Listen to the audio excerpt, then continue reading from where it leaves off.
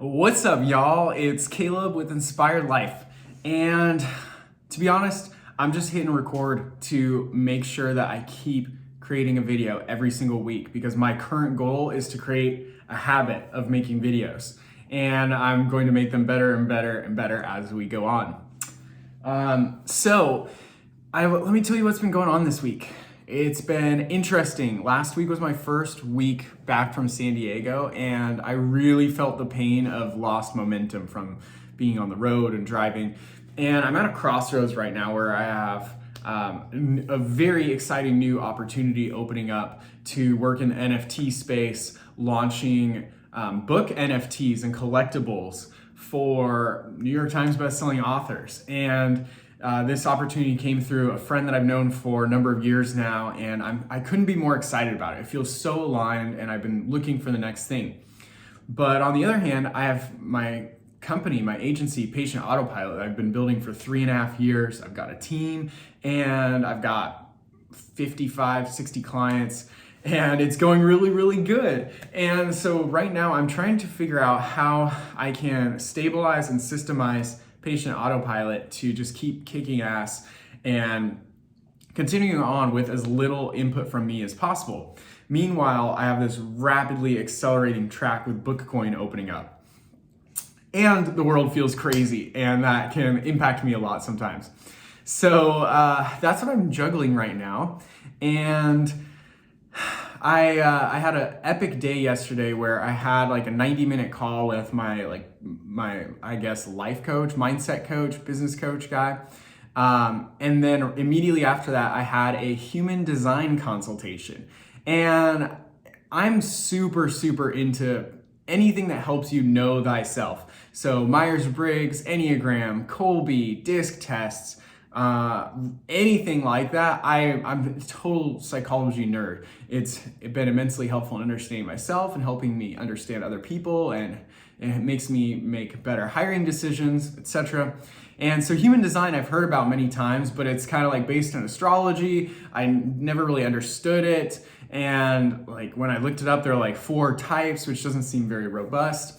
And so I never gotten that into it. But I saw a Facebook post from a friend a couple weeks ago raving about this person that does human design consultations. And I was very curious, and I saw tons of great reviews in the comments, people just spontaneously chiming in and saying, oh yeah, this lady's incredible. So I thought, why not? Let's check it out. So I booked a consult, and I had that consult last night. And she quickly explained that human design is about, it's a logical framework, it's scientific, it's not about having some mystical experience or channeling some special new age message. It's actually based on like the exact position of where you were born and where the stars and the sky is at that time. And so I was really curious to see what she would have to say. And basically, from the beginning of the session, she completely read my mail. Like, she perfectly described my exact weaknesses in specificity and my exact strengths and like my essential like code of how I'm gonna do well. And it completely aligns up with everything I've experienced. There was no fluff. There was not a single inaccuracy. There was nothing that I had to be like, not really. It was dead on. And I was highly impressed with it. And I gave her nothing to work off of. All I gave her in human design is the time I was born, the place I was born, and that's it. And so it was super insightful. And the biggest takeaways that just kept coming up is that I'm an intuitive generator. And the number one key is I need to make all of my decisions from my gut, from my intuition, not from my mind. And that has been so true. All my best decisions in life came from the intuitive knowing, and all my worst decisions are where I did mental gymnastics and justified it and came up with all the reasons to do something. So it was really encouraging and empowering to